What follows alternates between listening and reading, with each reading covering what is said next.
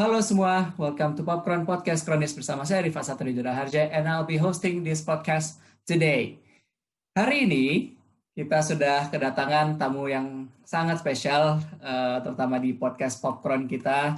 Tidak seperti biasa yang mungkin sudah dekat down to earth, tamu-tamunya yang sangat dekat dengan salah satu dari kami. Kali ini kita kedatangan seseorang dari salah satu instansi yang sangat berjasa bagi negara kita. Jadi mungkin kepada guest kita hari ini bisa memperkenalkan diri. Halo Kak. Halo semua pendengar podcast Popcorn. Bener kan aku nyebutnya? Iya, Podcast Popcorn, betul. Oke. Iya, terima kasih loh sudah mengundang PMI Kota Jakarta Timur di podcast kece kali ini. Aku senang loh banyak anak-anak muda yang bikin podcast kayak gini. Jadi seenggaknya ngebangun dan memberikan informasi ke semuanya. Iya Kak, jadi perkenalkan diri dulu mungkin. Namanya siapa? Halo Xers, aku Rani Puspita Dewi. Kalian bisa panggil aku Rani. Dan sejak 2019 aku menjadi staf di PMI Kota Jakarta Timur, bagian hubungan masyarakat atau public relation-nya. Jadi kalau butuh apa-apa, terus atau kalian yang ngelihat Instagram atau media sosial PMI Jakarta Timur, itu langsung berhubungan dengan aku. Mantap. Oke Kak. Wah, Iya. ya sudah mau datang ke podcast kali ini. Kita sangat berterima kasih dengan Kakak dan seluruh staff Kakak. Ya Kak, sebelum mau nanya-nanya berbagai macam hal itu, mau kenalan dikit kali ya buat teman-teman semua biar tahu gambaran tentang ini kita ngobrol sama siapa sih gitu. Kita biasanya emang ada getting know each other di awal-awal gitu loh. Iya, boleh. Ya. Langsung dari aku atau dari hostnya dulu nih yang mau memperkenalkan? Mungkin kasih tahu dulu kali ya Kak, apa yang sekiranya Kakak mau share, nanti mungkin bisa aku tanya-tanyain lagi lanjutannya. Oke, berarti aku memperkenalkan background aku dulu kali ya. Boleh. Nah, kalau aku sendiri memang lulusan Public Relation di Universitas Negeri Jakarta, makanya sampai sekarang relevan sekali dengan bidang kerja aku di Public Relation. Dan kalau dibilang kenal dari kapan sih dengan PMI, bisa dibilang aku udah jatuh cinta banget sama PMI sejak SMP. Gitu. Jadi kalau teman-teman dan kalau kalian lihat di ruangan aku ada gambar anak-anak kecil, terus ada warna-warni, jangan kalian pikir aku di kafe ya, aku nggak di kafe, tapi aku lagi di markas PMI, tepatnya di Youth Center. Jadi para remaja itu punya tempatnya sendiri, kalau mau belajar, kalau mau sharing, itu ada. Dan di sini enak banget. Kalian kalau mau main ke PMI Jakarta Timur, I suggest untuk main ke Youth Center-nya. Seperti itu. Oke. Berarti emang di youth center ya Kak setiap hari? Enggak sih, ini karena aku mau live aja dan ini view-nya paling bagus menurut aku. Jadi aku di youth center. Gitu. Biasanya aku di bawah di ruang staff-nya. Bermain dengan komputer atau juga editing gitu ya. Ada like that lah. Ya. Berarti tadi dia sebagai PR di PMI Jakarta Timur ini udah lama ya Kak? Ya. Saya dari awal masuk pun udah jadi PR. Iya, aku bergabung di staff itu tahun 2019 bulan Januari. Berarti ya sekitar 1,5 tahun lah. Sebenarnya pengalamannya masih sedikit untuk di bidang staff. Tapi kalau untuk bergabung di PMI-nya udah dari 2011 sejak aku SMP.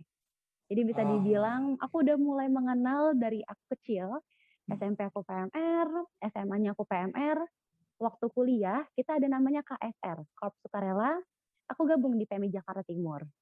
Pas banget lulus kuliah ada pembukaan karyawan dan aku diminta untuk ayo gabung dong. Nah, yaudah akhirnya aku bergabung dan sekarang aku di PMI Jakarta Timur sebagai public relation ya.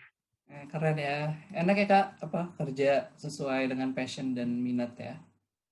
Iya, dan aku berharap teman-teman Rifat ya juga bisa dapat pekerjaan yang sesuai hobinya ya. Amin. Ya Allah. Thank you Kak. Oke Kak. Jadi mungkin biasanya kita memulai dengan the reason kenapa kami mengajak Kakak. Yang pertama, selain kita kan sedang di karantina begini, sedang COVID-19 menyebar luas. Saat ini di record 12 Oktober 2020 udah PSBB sudah selesai kemarin, PSBB yang kedua, batch 2-nya, tapi tetap kita akan disarankan untuk tetap stay di rumah. Kita pengen ini aja sih, kayak memberitahukan pada viewers gitu, dari pandangan instansi atau medical di Indonesia ini, pandangan untuk COVID-19 terutama di Indonesia, sikap-sikap para masyarakat di Indonesia terhadap COVID-19 ini segala macam. Dan kita pengen tahu aja tentang PMI lebih lanjut, mungkin bagi teman-teman yang belum tahu tentang PMI, serta apa sih kayak peran PMI ini di saat-saat seperti ini gitu loh. Jadi mohon kerjasamanya untuk menjawab pertanyaan-pertanyaannya. Dan Selagi aku bisa, atau ya, enggak pertanyaannya selagi, Kak aku mau minta jodoh, nah itu aku nggak bisa jawab kalau pertanyaan itu tenang ya. Kak, Tapi kalau tenang. pertanyaan seputar PMI dan peran PMI, aku pasti bisa pasti bisa jawab. Siap. Oke. Eh, Mula-mula nih Kak mau menanyakan sebenarnya dari awal. Tadi kan Kakak bilang udah apa ini ya, mengenal PMI dari 2011 dari SMP. Iya, sama. Masuk ke PMI akhirnya tahun 2019 Januari. Eh, itu tertariknya itu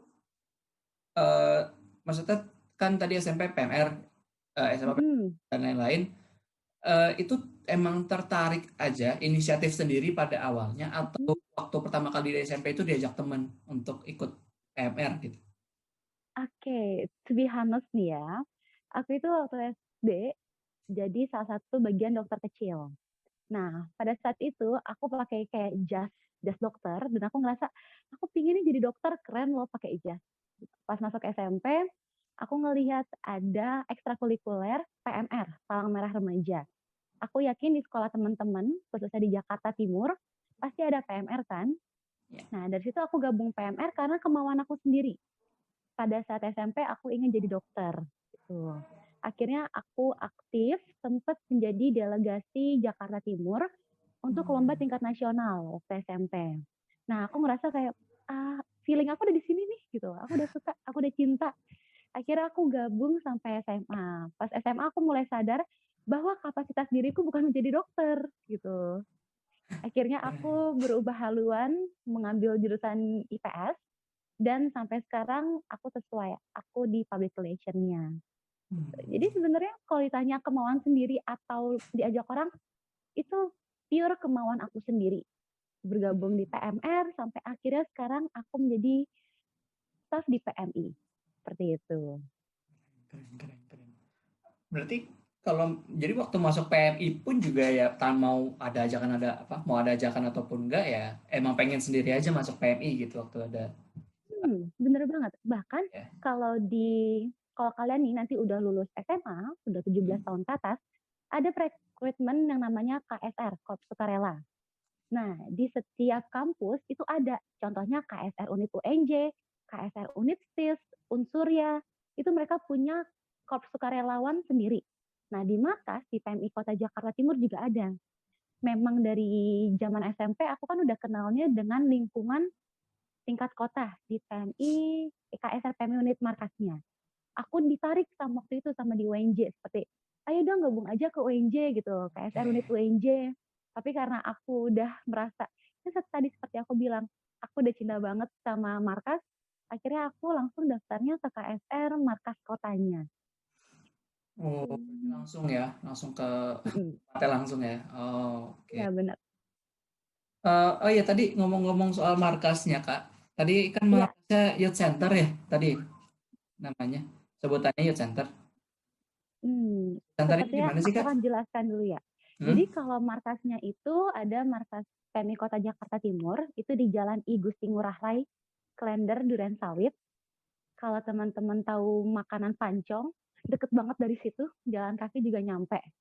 Oke. Nah, di dalam markasnya itu ada satu ruangan namanya Youth Center, ruangan ini.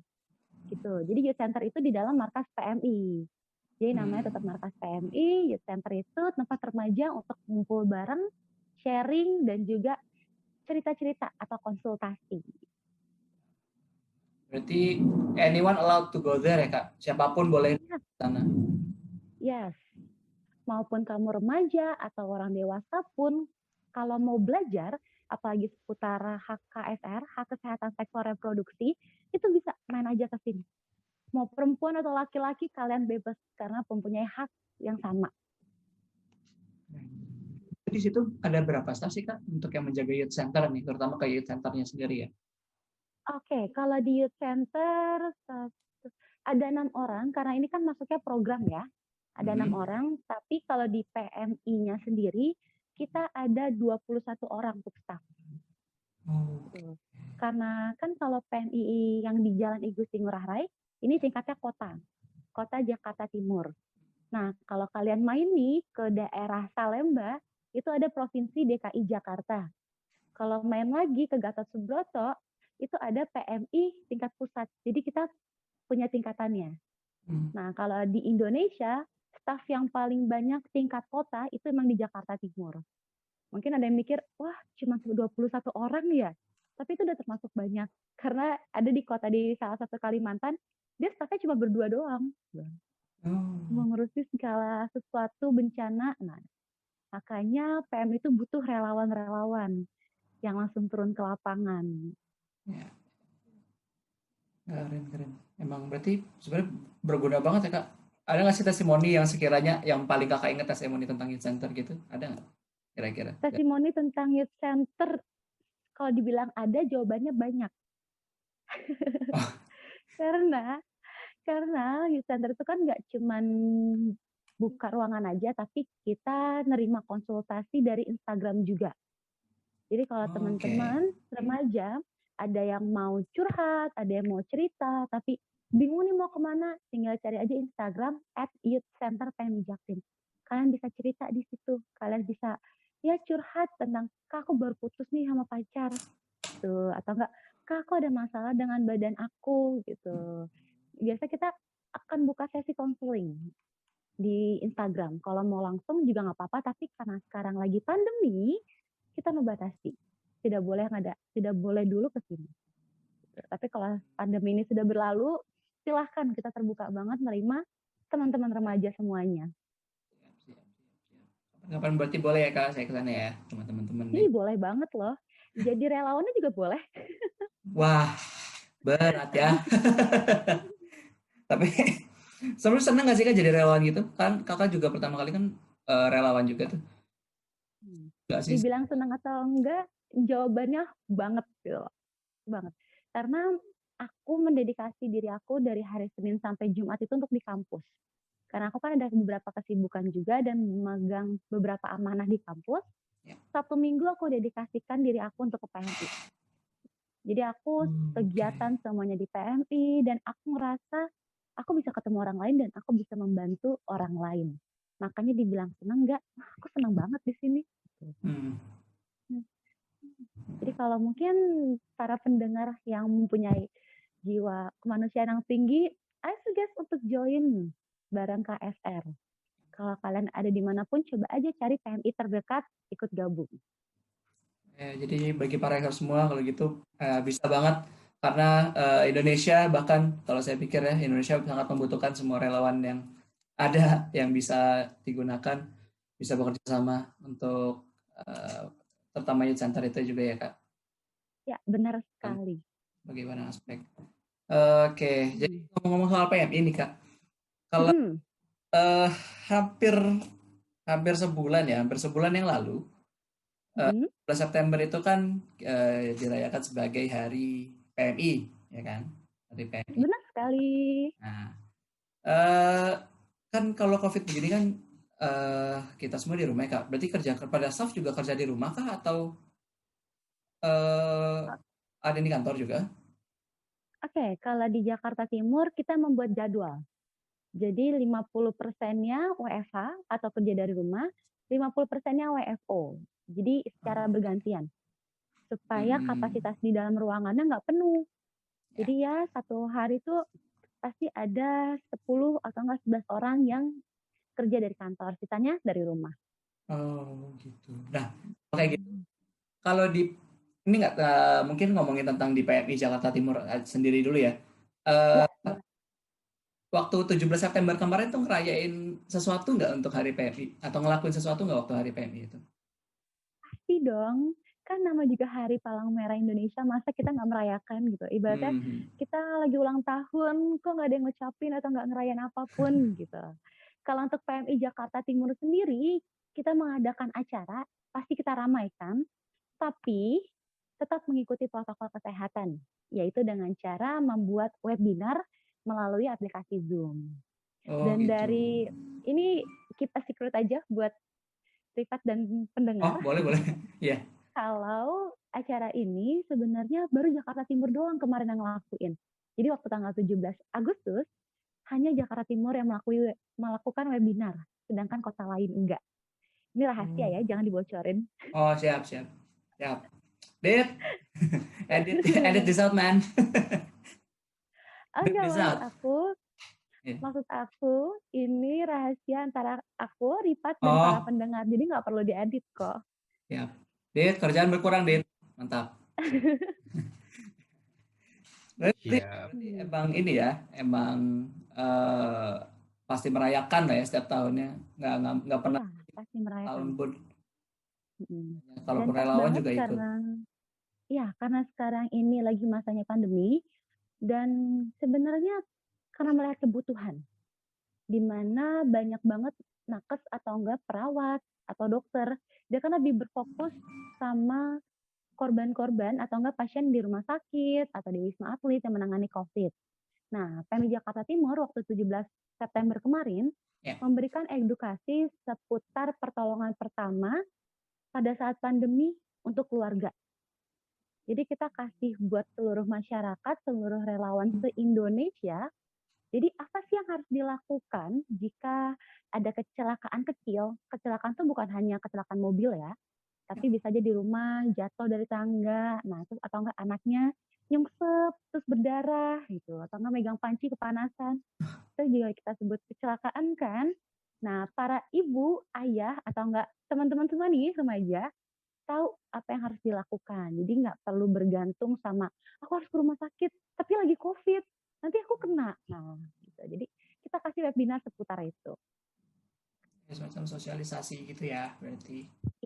Benar sekali. Untuk memberitahu lebih kepada orang-orang yang sekarang masih parnoan untuk datang ke rumah sakit meskipun Hmm. ini keren. Iya Kak, jadi di PMI itu sebenarnya ini sebagai kalau ngomongin sebagai PR, menurut sudut pandang dari Kakak ini sebagai PR di PMI Kota Jakarta Timur, Iya. ngomong-ngomong soal kayak tadi udah ngadain seminar segala macam, tentu kan kita juga tahu kalau PMI itu berperan besar juga di Indonesia, bahkan besar juga di sekolah-sekolah sampai ada PMR segala macam kan. Kalau untuk menurut Kakak sendiri nih, menurut Kakak pribadi, eh gimana ngomongnya, peran atau enggak kayak PMI ini, Tugas, peran. iya kayak tugas utama PMI ini apa sih sebenarnya? Gitu loh. Oke. Sebenarnya kalau aku mengacu kepada ADART ya, anggaran dasar anggaran rumah tangga, itu Ya. banyak. Aku nggak akan menjabarkan di sini karena menurut aku akan, ya mungkin ini tidak seleranya para pendengar. Ya. Ya, aku ringkas aja. Yang penting intinya itu PMI membantu masyarakat. Pertama dalam hal ada musibah, ada bencana, kita turun, kita membantu. Kalau sebelum pandemi itu saat banjir, saat kebakaran, kita ada di sana. Entah mengadakan respon ataupun memberikan bantuan seperti sembako atau bahan-bahan lainnya. Nah, selain pada saat musibah, kita juga ada yang namanya untuk relawan, mengembangkan kapasitasnya. Ada untuk PMR, ada untuk KSR, ataupun guru pembina. Nah, itu. Jadi tugas intinya itu. Dari musibah kita membantu ataupun mengembangkan kapasitas dari relawan yang kita miliki. Karena kan Jakarta Timur ini paling banyak penduduknya di antara Jakarta yang lain ya. Ya, Kalau SDM dari PMI-nya aja kurang, kapasitasnya kurang, ilmu ataupun kuantitinya, wah kita akan susah banget deh gitu. Akan kolaps tuh ya. Jadi seenggaknya ya kita harus bisa lah untuk membangun sedikit demi sedikit. Itu udah aku ringkas secara mudah untuk pendengar tugas Hmm. dari PMI. Dari segala tugas itu, menurut kakak sendiri, tugas terpenting dari PMI itu apa sih kak untuk negara kita nih? Kemanusiaan. Kita ngebantu masyarakat, itu tugas terpenting dari PMI. Makanya di PMI itu punya yang namanya 7 prinsip. Sebenarnya bukan PMI, tapi Red Cross secara keseluruhan. Palang Merah sedunia, kita punya 7 prinsip. Ada kemanusiaan, kesamaan, kenetralan, kemandirian, kesukarelaan, kesatuan, dan kesemestaan. Kita harus memegang 7 prinsip ini untuk bekerja. Jadi kalau walaupun ya ada dua sisi yang lagi berseteru nih, terus kita harus milih mau bantu yang mana ya? Sepertinya aku lebih suka bantu yang ini karena lebih menguntungkan. Itu nggak boleh. Di PMI nggak boleh kayak gitu. Jadi kita harus netral membantu semuanya. Jadi kalau tugas yang paling penting pastinya tugas kemanusiaan. Kita membantu semuanya. Berlandasan apa? Berlandasan 7 prinsip yang tadi aku sebutkan. Humanity ya kak? Humanity. Ya, benar sekali. Humanity. Oke. Berarti apakah itu emang suatu yang 7 prinsip itu tadi yang disebutin tadi? Apakah itu suatu hal yang harus dibawa setiap harinya dan dimanapun kapanpun oleh semua staf PMI? Sebenarnya bukan dibawa, lebih tepatnya itu dipahami, dimengerti, dan diterapkan. Iya, jadi sebagai anggota PMI ataupun PMR harus bisa menerapkan 7 itu. Bahkan teman-teman PMR pun sering nih kita ajarin kalau lagi latihan. Kita ngebahas dulu tentang materinya 7 prinsip tersebut, harus diaplikasikan. Contohnya, kalau Rifat nih, anggota PMR, terus ada 2 orang yang lagi upacara, dia keliengan terus pingsan. Yang satu perempuan, Rifat yang suka, orang yang Rifat suka perempuan. Yang satu laki-laki, tapi Rifat gak suka sama laki-laki itu. Gitu. Kira-kira mana yang Rifat bantu?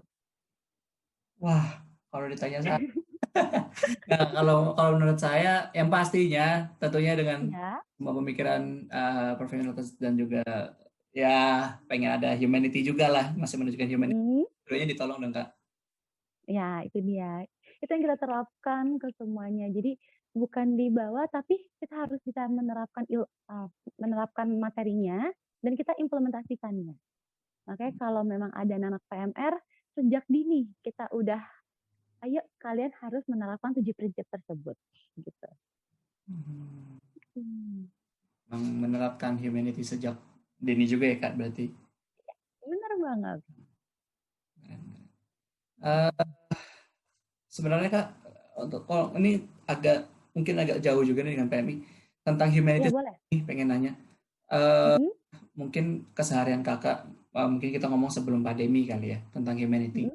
Menurut kakak sifat humanity ini mungkin dari bagian kesehatan kali ya, humanity masyarakat Indonesia atau masyarakat terdekat lingkungan kakak itu gimana sih tingkat humanity-nya itu seperti apa menurut kakak? Oke, aku ngebahas dari lingkungan aku terlebih dahulu ya. Kalau lingkungan aku terlebih dahulu tingkat kemanusiaan itu cukup tinggi. Aku belum bisa bilang tinggi, tapi cukup tinggi. Karena apa? Di lingkungan aku satu, mereka tetap mau yang namanya donor darah. Sebelum pandemi maupun saat pandemi. Jadi kalau kalian merasa apa sih kemanusiaan? Kemanusiaan itu kalau ada kecelakaan harus menolong orang. Padahal nggak itu doang. Dengan cara teman-teman semua pendengar yang sudah 17 tahun ataupun cukup umur bisa mendonorkan darahnya, lo udah bisa kan? Nah, donor darah karena itu ngebantu. Makanya aku bilang di lingkungan aku cukup untuk jiwa kemanusiaannya karena itu. Mereka mau saling membantu, tolong menolong, dan juga mereka nggak merasa individual yang tinggi itu loh. Jadi aku mau ngebantu dengan cara donor darah gitu. Jadi kalau teman-teman yang udah 17 tahun, boleh loh. Ada kesempatan ya, Kak. Nah ini sekalian mau nanya juga nih secara pribadi ya, kalau misalnya di luar pertanyaan-pertanyaan yang mungkin disiapin oleh teman-teman juga, boleh. PMI ini masih melakukan donor darah? sampai sekarang? Masih dong. Oke. Aku akan kembalikan pertanyaannya. Ah, Kira-kira untuk pasien yang sakit masih membutuhkan darah nggak? Walaupun lagi pandemi. butuh, butuh. Nah, itu balik lagi, dan PMI masih melakukan donor darah. Karena kebutuhan masyarakat akan darah itu juga tinggi. Tuh. Tapi Itu kalau boleh sistematikanya jujur gimana, Kak? aja, Sorry, kenapa? oke, sekarang aku bahas juga Ya, sistematikanya ya, ya. ya, boleh, boleh. Jadi sebenarnya kalau boleh jujur, sebenarnya kan kalau COVID ini udah ada dari akhir tahun lalu ya. Tapi di Indonesia tuh mulai hub-nya itu sekitar bulan Februari Maret lah ya. Ya. Nah, aku ingat banget pelayanan pertama di PMI Kota Jakarta Timur, khususnya untuk spraying, penyemprotan disinfektan, itu tanggal 16 Maret. Itu kita mulai pelayanan penyemprotan disinfektan.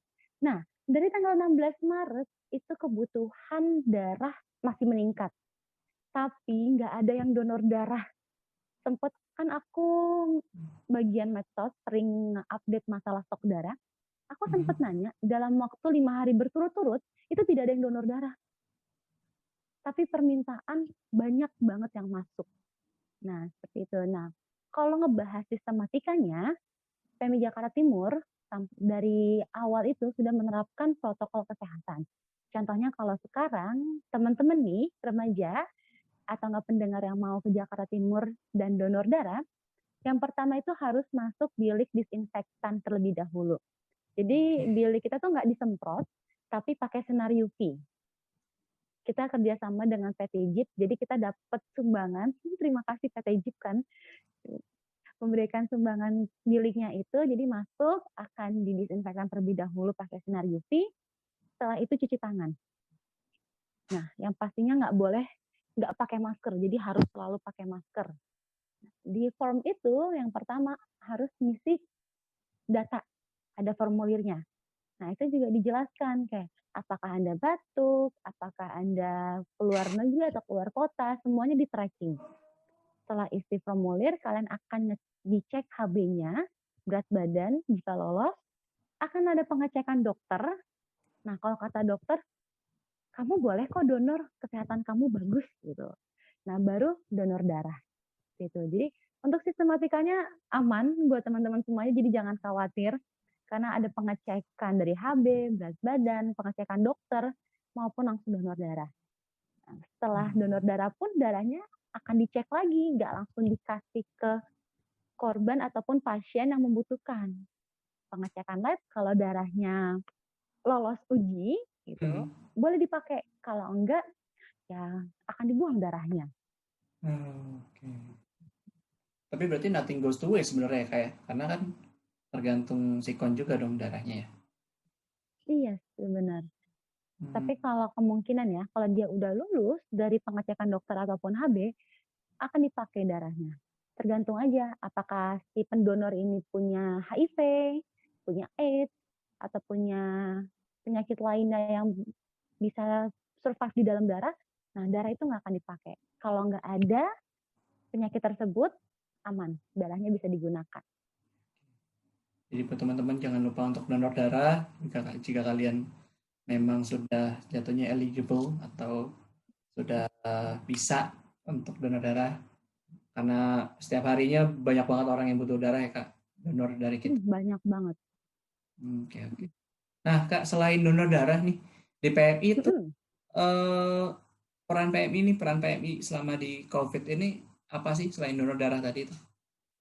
Oke, peran PMI selama COVID, khususnya di Jakarta Timur, kita sampai saat ini udah ada lebih dari 3.000 titik yang kita lakukan spraying disinfektan. Jadi kita datang ke rumah-rumah, kita memprioritaskan wilayah yang sudah ada positifnya. Jadi contohnya di wilayah A, baru terdetek kalau keluarga A ini dia positif COVID. Nah, terus keluarga tersebut bisa berkoordinasi dengan pihak RT ataupun RW untuk dilakukan penyemprotan disinfektan. Nah, itu bisa kalau udah koordinasi RT ataupun RW bikin surat untuk ke PMI dan kita akan ke sana untuk melakukan spraying. Itu satu. Nah, setelah itu, setelah penyemprotan disinfektan, PMI Jakarta Timur juga itu memberikan bantuan berupa sembako. Jadi Oke. contohnya kayak kemarin ada warga binaan PMI, RW binaan yang positif COVID dan akhirnya dia isolasi mandiri di rumah di daerah Munjul. Nah, ya udah kita datang ke sana, kita supply. Butuhnya apa Ibu? Karena di situ kan ada suami istri sama anak. Istrinya negatif, suami sama anaknya positif. Otomatis harus diisolasi mandiri gitu. Mereka nggak mau ke Wisma Atlet karena kan waktu itu belum harus diwajibkan kan sama Pak Presiden. Nah, kalau sekarang harus diwajibkan ke Wisma Atlet. Waktu dia dulu, akhirnya dia milih isolasi mandiri karena dekat dengan keluarga. Nah, peran PMI kita datang ke sana. Selain melakukan penyemprotan, kita kasih barang-barang ataupun makanan, bahan yang kurang itu apa gitu. Nah, terus jangan teman-teman kira kalau masyarakat di sekitarnya itu akan menerima gitu aja. Kita pernah loh dapat kasus kalau ada beberapa warga yang merasa dia tuh nggak aman ada di sini. Kenapa sih dia nggak dipindahin aja gitu? Padahal yang positif itu, contohnya nih, positif ayahnya. Ibunya sama anaknya itu negatif nih. Nah, terus mereka satu keluarga tuh langsung dikucilkan. Otomatis kan ada stigma yang tidak terarahkan dari warga. Itu peran PMI. Kita udah hadir ke masyarakat seperti itu, kita kasih pemahaman buat masyarakat-masyarakat. Gitu ya, kira-kira selama COVID itu ya yang memang dilakukan ya Kak. Iya, benar. Sembakonya ini ada sembako yang dikasih sama masyarakat kah atau mungkin memang disediakan sama PMI sendiri? Sembako-sembakonya. Itu disediakan, kalau untuk sembakonya, otomatis kita bekerja sama dengan para donor. Maksud di sini tuh ada yang menyumbang ke PMI, dan akhirnya dari PMI yang menyediakan semuanya. Baru kita sumbangkan, seperti itu. Oke. Jadi kalau untuk kita sendiri, kita akan terlalu berat. Jadi kita butuh nih masyarakat, butuh remaja, kita butuh yang lain untuk sama-sama merangkul dan menjaga wilayah Jakarta Timur ini. Oke, oke, oke. Ya Kak, mau nanya juga nih tentang, Ya boleh. jadi kepikiran tentang relawan juga. Selama COVID ini berarti relawan masih ada ya? Relawan tetap datang? Tetap Masih ada untuk relawan. Oke. Nah itu eh, peran mereka dalam PMI ini, khususnya PMI Jakarta Timur, selama COVID itu memang disamakan seperti yang tadi peran-peran yang udah disebutin atau khusus Sama sendiri aja. perannya? Kalau relawannya kan? Ya, relawannya. Nah, kalau relawannya itu sebagai eksekutornya gitu. Jadi kalau bagian staffnya, kita mengkonsep kita mau melakukan apa aja. Nah, relawan ini, teman-teman relawan, dia eksekutor di lapangan. Jadi contoh yang aku sebutkan tadi, kita ada spraying disinfektan atau ada penyemprotan, bagian staff yang menjadwal semuanya, bagian staff yang bikin appointment. Nah, relawan yang akan turun ke lapangan bertemu masyarakat melakukan spraying. Terus kalau tadi ke RW binaan mengantarkan sembako atau meluruskan stigma masyarakat, kita pasti minta bantuan relawan.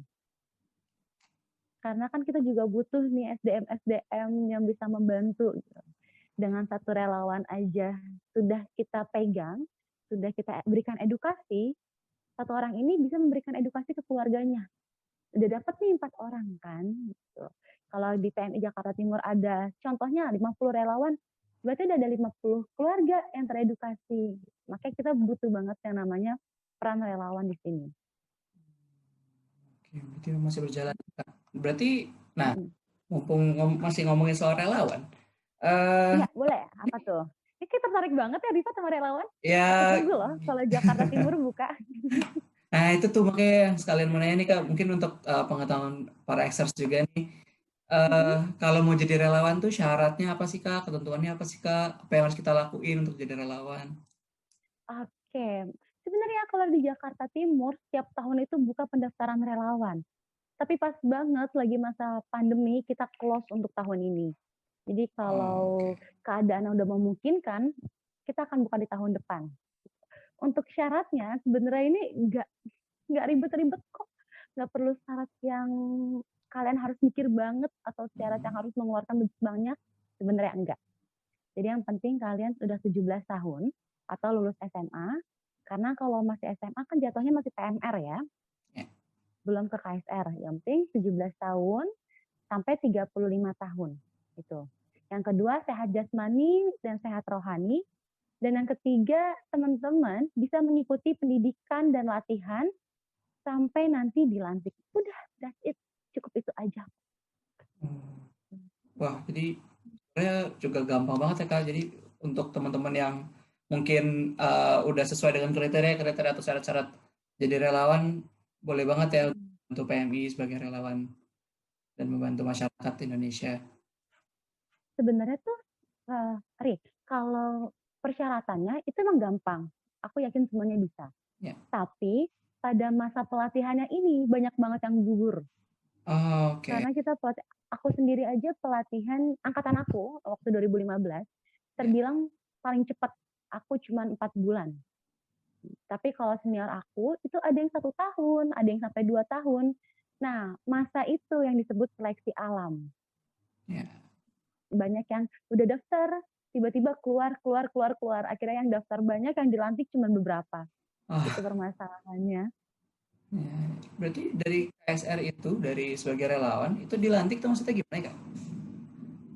Contohnya gini, kalau di tingkat SMA, kalian kalau mau jadi pengurus OSIS itu pasti ada LDKS-nya dulu kan? Ya. Nah, dari LDKS-nya akhirnya dipilih dan akhirnya terbentuk pengurus OSIS. Sama seperti itu. Jadi kalau di PMI, mereka masuk nih, ibaratnya kayak anak kelas 10. Nah, pendidikan dan latihan atau diklat itu masa-masa mereka LDKS. Mereka dapat materi, dibangun nilai-nilai yang tadi aku sebut 7 prinsip itu, dibangun mentalnya, dan akhirnya pelantikan itu merupakan momen mereka udah diakui sebagai KSR-nya. Oh, jadi memang ada Kalau di proses panjang LDKS, dulu ya? iya bener, nggak bisa langsung. Karena kan harus menanamkan jiwa kemanusiaannya dulu kan, kayak nilai-nilai PMI. Jangan sampai dia udah di approve atau maksudnya udah masuk ke PMI, tapi belum ada nilainya sama sekali nih dalam diri dia. Gitu. Oke. Ya. Semoga teman-teman kalau emang sekiranya tahun depan udah membuka lagi untuk relawan, bisa kuat dan stay dengan prinsip menolong sesama manusia ya, untuk jadi relawan. Mungkin ini masih tentang relawan ya. Kita ngomongin tentang tahun ini, ngomongin tentang tahun-tahun sebelumnya kali ya, dari tahun semenjak Ya, boleh. KSR atau gimana. Eh, yang yang mau jadi relawan tuh banyak gak sih Kak setiap tahunnya? Banyak. Tapi Kita kalau khususkan ke dibilang Jakarta Timur banyaknya gitu sih, misalnya. aku bicaranya dalam ranah Jakarta Timur ya. Ya. Karena Jakarta ataupun wilayah lain mereka akan buka open recruitment sendiri. Gitu. Kalau di Jakarta Timur, aku ngambil contoh dari angkatan aku sampai angkatan ke bawah. Itu yang daftar bisa ada 200 orang untuk yang daftar. Gitu. Tapi kalau angkatan aku sendiri, itu dilantiknya hanya 14 orang. Tapi di bawah aku sampai 30 orang. Jadi tergantung.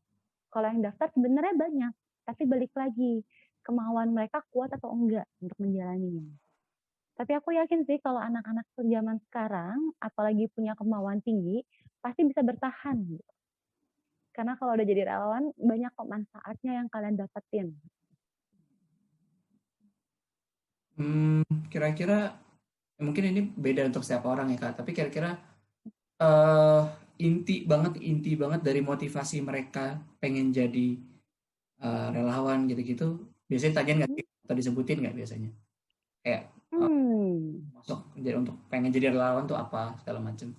Oke, biasanya akan ditanya karena untuk pendaftaran kan yang tadi ada persyaratan nih pas mereka udah daftar dan akhirnya mereka akan ada tes fisik dan tes interview. Tes fisiknya itu hanya sebatas tahu aja mereka kuat nggak sih fisiknya sampai mana gitu batasannya. Biar akan disamakan dengan pendidikan dan latihan yang akan diberikan sama pihak PMI. Itu. Kalau interview itu baru ditanya di situ semuanya. Motivasi kamu apa? Kenapa kamu ingin menjadi relawan? Itu ditanyakan. Kalau aku pribadi, diri aku pribadi, motivasi aku, karena aku suka di saat bisa ngebantu orang lain. Gitu. Mungkin ini terdengar klise dan wah biasa banget. Tapi Ya. kalau buat aku, di saat aku ngebantuin orang dan orang bilang terima kasih ya Mbak, itu suatu pencapaian besar banget buat aku. Aku langsung merasa seneng banget kalau ada yang bilang makasih ya Mbak udah bantuin. Nah, aku suka di saat mendengar seperti itu. Makanya itu menjadi motivasi terbesar aku di saat gabung ke PMI. Ya, kesadaran sendiri ya Kak, lebih banyak ke minat, emang minat aja gitu.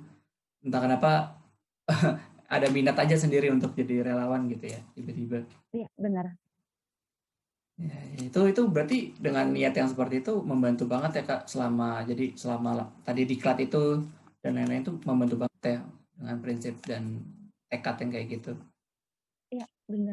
Sangat ngebantu karena di saat kalian ada motivasi atau ada prinsip yang kuat, aku yakin kok semua yang kalian mau tuh pasti tercapai dan terlewati. Walaupun rintangannya sebesar apapun, aku yakin kalian pasti bisa gitu loh. Hmm. Berarti emang ya mungkin untuk relawan itu kalau mau ngomong soal relawan ini tema-tema terakhir satu kelompok pertanyaan terakhir ini Mm-mm. PMI itu sangat menerima remaja-remaja atau remaja-remaja Indonesia untuk melakukan kegiatan bersama PMI ya. Iya, kami menerimanya. Tapi itu dia, kalau mau membawa label nama Palang Merah Indonesia, teman-teman harus bergabung terlebih dahulu. Jadi nggak bisa asal, nggak bisa, oh baru masuk, maksudnya baru datang sekali ke PMI, kalian udah bilang, saya relawan PMI, dan bilangnya itu ke masyarakat. Gitu. Itu berarti menyalahgunakan nama PMI-nya. Jadi Hmm. kalau teman-teman mau, bergabung dulu. Ikut pelatihannya, dapetin materinya, sampai dilantik, nah baru teman-teman bisa membawa label relawan Palang Merah Indonesia. Jadi ingat guys, harus banget kalian tersertifikasi jatuhnya ya Kak atas nama PMI. Ya, Dan bener banget. dibolehin dulu nih mengatasnamakan diri kalian sebagai salah satu dari PMI. Baru kalian membantu orang-orang dan menyebutkan kalian dari PMI. Iya, Oke. kalau emang pada kepo nih, kalau emang pada kepo, bisa banget loh di stalking di media sosialnya. Karena kita sering banget kayak ngasih informasi atau enggak, jika ada pembukaan nanti akan di-share di media sosial. Di Kalau mana boleh tuh sih Kak? tinggal cari aja di @pmi-jaktim untuk di Instagram. Atau enggak @ksr PMI Jakarta Timur. Jadi teman-teman bisa stalking aja karena banyak informasi di sana. Oke, itu bisa langsung kontak langsung ke Ara nih berarti ya sebagai PR. Iya, iya bener. Oke, ya. Oke, sebenarnya itu sih Kak. Saya juga sebenarnya bingung juga mau menanyakan apa lagi ya. Maka dari itu, teman-teman, kita akan mengajak eh, 3 orang co-host kita seperti biasa.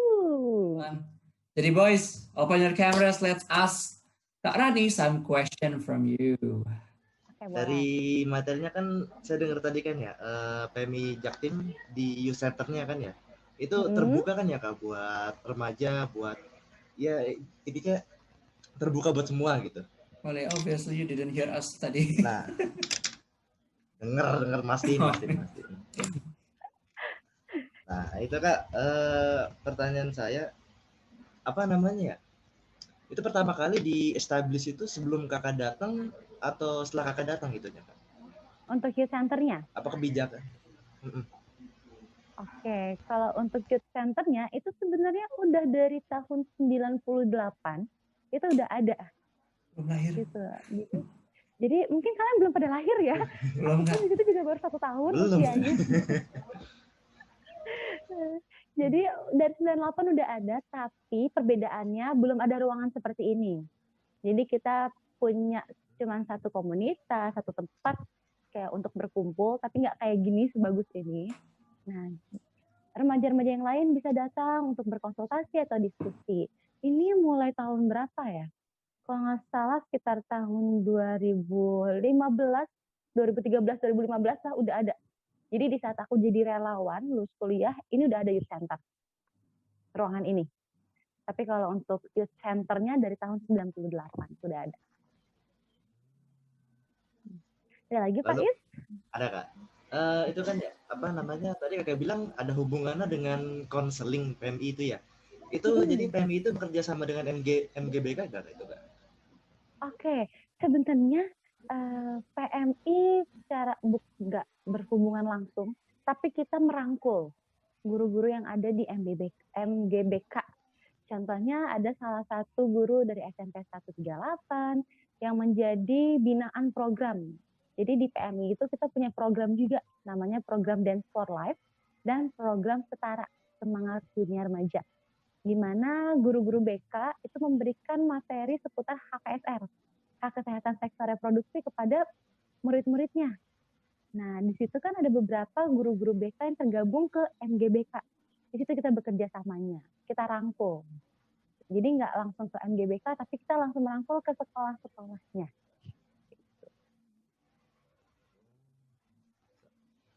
Itu Kak, materi yang disampaikan itu tuh, jadi BK-nya itu tuh apa tuh mereka bukan ngambil sih ya, kayak diberi rekomendasi oleh PMI terlebih dahulu atau gimana itu Kak pemberian materinya? Nah, kalau Untuk pemberian pemberian materi, materinya itu. sebenarnya di Jakarta Timur, kita tuh udah pernah launching, namanya launching Sekolah Kesehatan Reproduksi atau KESPRO, yang langsung dihadiri sama Pak Wali Kota. Nah, kita punya bukunya sendiri, punya modulnya. Jadi PMI ini bekerja sama dengan yang namanya Rutgers WPF. Dia ini bisa dibilang lembaga internasional, dan pas banget dia turun ke Indonesia juga, ada cabangnya di Indonesia, dan bekerja sama dengan salah satunya itu PMI. Jadi ada beberapa mitra lainnya.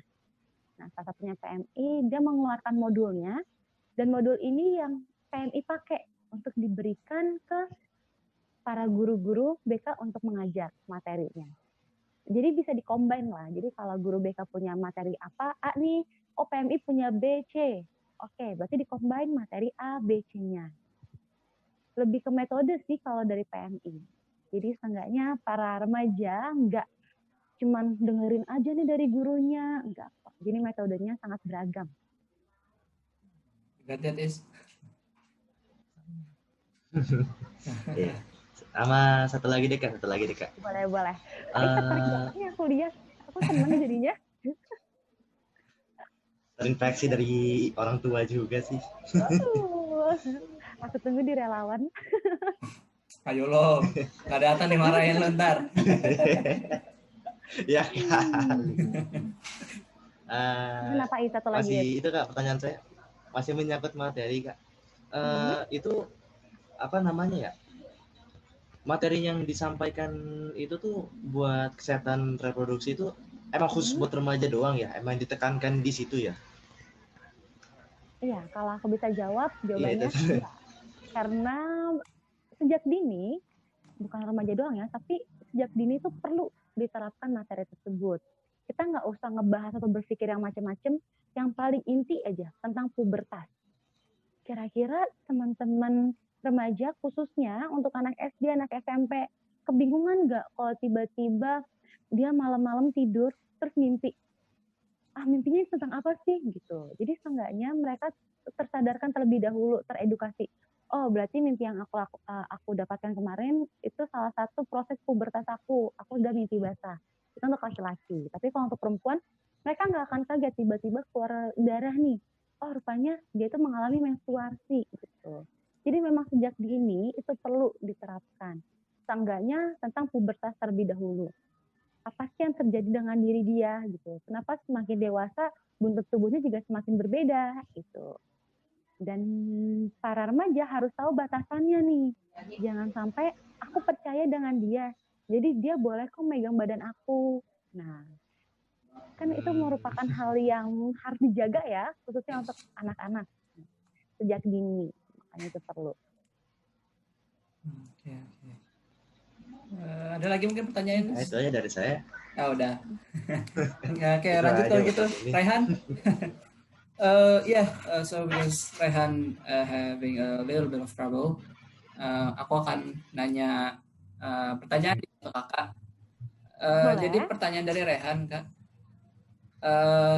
ada skill khusus nggak sih untuk menjadi relawan PMI? Mungkin skill sosialisasi dengan orang banyak, kayak apa, harus gampang ngomong, gampang berteman dengan orang lain segala macam, itu ada nggak sih? Ada. Aku jawab ada. Skill khususnya yaitu teman-teman harus mempunyai niat yang kuat. Itu aja sebenarnya. Itu skill luar biasa Itu itu ya niat. kayak. Iya benar. Soalnya semua orang yang ada di PMI punya karakter yang berbeda-beda. Mungkin teman-teman ketemu sama aku yang orangnya, oke, aku humble, bisa ngomong sama kalian, dan aku bisa berbaur dengan mudah. Tapi teman-teman mungkin akan kaget kalau ketemu yang lain. Oh, kok kakak ini mukanya jutek ya? Atau nggak ketemu dengan yang kakak yang lainnya, oh kakak ini baik juga loh. Gitu. Jadi kalau untuk skill yang tadi ditanyakan, sebenarnya nggak ada, karena aku yakin akan terlatih dengan sendirinya. Karena PMI kan akan turun langsung ke masyarakat. Walaupun nggak bisa komunikasi dengan baik, kalau dilatih, aku yakin kok nanti akan bagus. Sebagai contoh, aku tuh di PMI, staf humas itu ada 2 orang. Aku sama satu lagi partner aku laki-laki. Dia anak broadcasting banget. Ya biasalah, di balik layar doang, editing, ngambil video. Komunikasinya waktu awal masuk tuh menurut aku kurang gitu. Nah, sampai akhirnya dia sama kayak aku. Berawal dari relawan. Relawan ketemu banyak orang, akhirnya waktu jadi staff pun juga ketemu orang. Sekarang kemampuan komunikasinya bagus, sangat bagus malah. Jadi aku yakin kalau skill yang menurut kalian seperti itu bisa kok untuk diimprove. Tapi skill niatnya itu sangat dibutuhkan banget dari teman-teman remaja semuanya. Ya, niat yang kuat ya Kak, yang pasti. Iya. Niat yang kuat. Mungkin pertanyaan sedikit Kak. Sebelum, mungkin kita udah hampir sejam juga ngelakuinnya. Di PMI khususnya Kak, di PMI itu kayak apa ya? Suatu dari Kakak sebagai staf PMI ini terutama sekarang, ada nggak sih kayak pesan dari pribadi Kakak yang benar-benar pengen diucapin kepada masyarakat Indonesia atau masyarakat sekitar tentang mungkin selama COVID di sini, karena kan PMI sebagai institusi kesehatan juga kan punya peran penting nih, terutama di negara kita. Untuk Kakak pribadi sebagai staff, ada nggak sih yang kira-kira pengen disampaikan ke lingkup kecil-kecil aja gitu? Aku ada kalau dari aku pribadi. Jadi kalau pesan aku untuk semuanya, terkhusus masyarakat, maupun itu di Jakarta Timur, DKI Jakarta, ataupun seluruh dunia, yang penting yang mendengar podcast ini, pesan aku yang pertama, itu ikuti aja protokol kesehatan dari pemerintah. Aku bahas untuk tahun ini terlebih dahulu ya. Karena aku merasa masyarakat ini udah mulai yang namanya merasa COVID ini beneran ada nggak sih gitu. Kenapa sih kita harus disuruh menggunakan masker? Kenapa sih? Jadi banyak pertanyaan kenapa, dan kenapa. Menurut aku, coba aja kalau memang ada pertanyaan kenapa itu, cari jawabannya. Setelah itu ikuti protokol dari pemerintah. Dengan teman-teman semuanya melakukan itu, aku yakin COVID ini akan selesai. COVID ini akan bisa lah kita melewati. Soalnya ada kan beberapa orang yang bilang, aku 2020 ngapain sih? Cuman dari rumah, cuman online, aku nggak bisa liburan, aku nggak bisa kemana-mana. Hey, kalau kalian nggak mau kayak gitu, ayo kita bareng-bareng. Bukan cuman fasilitas kesehatan doang nih yang bekerja, tapi ayo bantu kita, ayo kita jalan sama-sama. Gitu, supaya pandemi ini cepat selesai. Itu pesan aku sih untuk semua pendengar, aku harap kita bisa bekerja sama. Ya guys, mungkin tambah sedikit dari host kalian kali ini. Kalau dari pandangan saya pribadi juga sih Kak sebenarnya, karena kebetulan kan kayak saya juga masih ada perlu setiap minggunya ada keperluan untuk keluar klinik dan lain-lain. Banyak orang yang masih belum memakai masker di lingkungan ini, masih di lingkungan saya terutama ya, di dekat-dekat saya. Kayak di jalan-jalan dekat-dekat rumah saya itu juga masih yang kayak semacam merasa apa ya, kasar sedikit, merasa bodoh amat dengan adanya COVID ini gitu loh. Belum mungkin kesadaran diri kali ya, kita ngomongin tentang kesadaran diri mereka masing-masing. Tapi tentunya ada seperti gimana ya, instansi-instansi negara, polisi banyak yang ada yang bahkan menilang, ada yang mengingatkan orang-orang tersebut untuk memakai masker dan lain-lain. Intinya gini guys, banyak banget orang yang sudah dan bahkan sedang bekerja untuk menghadapi COVID ini, tetap membantu kita semua meskipun kita sedang keluar, bahkan kita di rumah pun. Tadi bahkan dari PMI ada yang ngasih sembako untuk para yang terdampak dan lain-lain. Kita sebagai masyarakat Indonesia seyogianya membantu satu sama lain untuk menghadapi COVID-19 ini, karena semua aspek kena ya Kak, semua kerjaan kena banget di COVID. Semuanya kena. Nah, mungkin bagi teman-teman juga ngelihat tanggal ini keluar, tanggal video ini keluar, kok tiba-tiba udah Oktober aja, perasaan Januari Jakarta sempat banjir beberapa lama lalu, ya kan? Kerasa banget soalnya nih. Jadi teman-teman, mungkin ada pesan juga dari saya, pakai masker, cuci tangan sering-sering, usahakan kalian di rumah terus, dan itu pesan dari saya. Nah, Kak, ya. pesan saya tadi ya. Mungkin ada titipan sedikit atau beberapa titipan kata-kata dari PMI. Ada nggak pesan dari PMI atau dari tadi dari kakak sendiri yang kiranya belum tersampaikan sampai sekarang, atau mungkin yang pengen disampaikan terus-menerus nggak sampai bosan, itu ada nggak sih Kak pesan untuk para exers yang di rumah, yang nonton ini dimanapun kalian berada, nggak harus di rumah, misalkan di rumah guys, apa sih yang pengen disampaikan? Oke, kalau aku mewakili lembaga aku PMI, itu ada pesannya. Yang pertama, aku berharap para pendengar tetap mengikuti peraturan pemerintah protokol 3M, memakai masker, mencuci tangan dengan sabun, dan menjaga jarak. Kalaupun pendengar semuanya harus banget nih keluar rumah karena ada keperluan, karena kan kita nggak bisa menolak kan, nggak bisa kayak kamu nggak boleh keluar rumah gitu. Nah kan setiap orang berbeda-beda kebutuhannya. Kalaupun harus keluar rumah, ingat tetap menjaga jarak, sering cuci tangan ataupun menggunakan hand sanitizer dan menggunakan masker. Itu aja sih terapan. Nah yang kedua, coba untuk lebih terbuka lagi pemikirannya. Kalau yang harus kita jauhi ini virusnya, bukan orangnya. Jadi kalau ada di lingkungan kalian yang terkena COVID, jangan jauhin orangnya. Tapi virusnya yang harus kita berantas bareng-bareng. Jangan merasa dia terkena COVID, aku nggak mau deket-deket, nanti aku kena. Akhirnya muncul stigma masyarakat yang mengucilkan satu kelompok. Nah, aku nggak mau seperti itu. PMI tidak mau seperti itu. Itu yang aku tekankan sekali untuk semua pendengar. Tetap ikuti 3M dan jangan ada stigma yang buruk kepada penderita COVID, terdampak COVID. Karena yang harus kita jauhi itu virusnya, bukan orangnya. Oke. Thank you banget Kak Rani sudah memberikan segala macam dan menjawab pertanyaan dari kami. Buat PMI Jakarta Timur yang sudah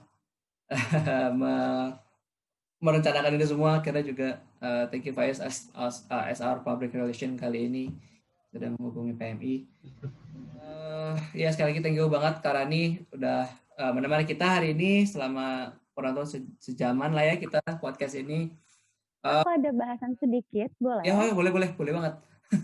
Tadi ada salam dari kepala markas aku. Jadi sebelum aku podcast ini, aku minta izin dulu karena kan aku mewakili lembaga kan. Yeah. Nah, kata kepala markas aku dan ketua PMI Kota Jakarta Timur, mereka mendukung banget para remaja yang melakukan kegiatan seperti ini karena ini kegiatan yang positif, sangat di-applause, benar-benar sangat di-applause, dan aku merekomendasikan kalau kalian terus aja kayak gini lakuin, siapa tahu memang ini jalan kalian sampai ke depannya kan, kita nggak ada yang tahu. Mereka salam Pak Ketua dan Kepala Markas, salam buat teman-teman semuanya dan salam kepada pendengar semuanya. Tetap ikuti protokol dan jaga kesehatannya. Waduh, nggak nyangka nih tiba-tiba ada pesan-pesan begini nih. Wah, terima kasih Bapak ya Kak. Nggak salah nyebut nih. Bapak dan Ibu ada. Ya, Bapak dan Ibu. Pokoknya itu dari PMI, terima kasih banyak. Terima kasih. Tiba-tiba ada titipan salam. Jadi ini surprise yang tidak diberitahu itu, ha? Atau gimana nih? Iya. Wah, luar biasa. Ya kurang lebih lah. Aduh, wah, jadi deg-degan hilang sedikit lah, ya udahlah ya. Terima kasih banyak Kak, dan terima kasih Bapak Ibu dari PMI. Gitu. Sekali lagi, terima kasih. Terima kasih banyak banget nih, banyak banget buat Kak Rani, juga bahkan PMI Jakarta Timur sudah memberikan kami juga kesempatan untuk mewawancarai PR. Dan insya Allah memberikan ilmu juga bagi masyarakat dan para pendengar Xers di sini. Semoga teman-teman kalian bisa mengambil positifnya, bisa mengambil sesuatu dari podcast kali ini, karena menurut saya juga sepanjang beberapa podcast yang telah kami lakukan sampai sekarang ini banyak banget manfaat. Ini salah satu yang punya manfaat banyak banget buat teman-teman, terutama untuk menghadapi masa-masa krisis sekarang. Jadi sekali lagi teman-teman, taati protokol kesehatan. Jangan sampai kalian sakit-sakitan di sini. Kita usahakan yang terbaik untuk tetap sehat setiap harinya. Thank you boys for today's podcast. Terima kasih juga para Xers yang sudah mendengarkan podcast kali ini. Saya sebagai Rifat Satridarja sebagai host kalian kali ini merasa senang sekali sudah bisa memberikan edukasi dari PMI ke kalian. So guys, don't forget to like, comment, and subscribe this video, share ini ke teman-teman, keluarga, bahkan ke orang-orang terdekat kalian yang kalian cintai, karena pasti ada sesuatu yang bisa mereka ambil dari video kali ini. So anyway guys, that's all for today's podcast. Thank you for watching. See you next time. Terima kasih semua.